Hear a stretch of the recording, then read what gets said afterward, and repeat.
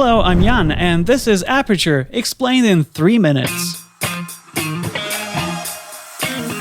The word aperture literally means opening, so in photography, aperture is the physical opening in your lens that lets the light through. And you can control it. By doing so, you're controlling the amount of light you're letting in, but also you're controlling the depth of field in your photo. This photo was taken with a large aperture, and this photo was shot with a small aperture. Why does it work this way? Well, optics is complicated, but it's not unlike when I lose my glasses and then I need to squint to find them.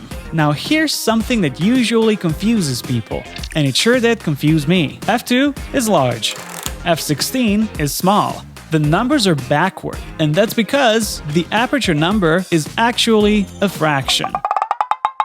So f2 is actually f divided by 2, and f16 is f divided by 16. And 1/2 of your f is obviously larger than 1/16 of your f.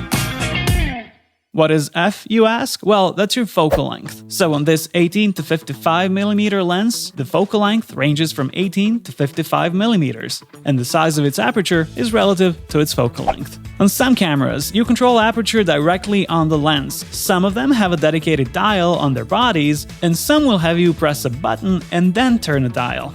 To change aperture, you need to be either in manual or in aperture priority mode, and if you've never shot manual, start with aperture priority. It will enable you to play with your depth of field without too much hassle as long as there's enough light. But here's something that they don't tell you. If you're failing to get a blurry background in your photo, you might be standing too far. If you're certain you're doing everything right and your background is not as blurry as you'd like it, try zooming in or moving a bit closer.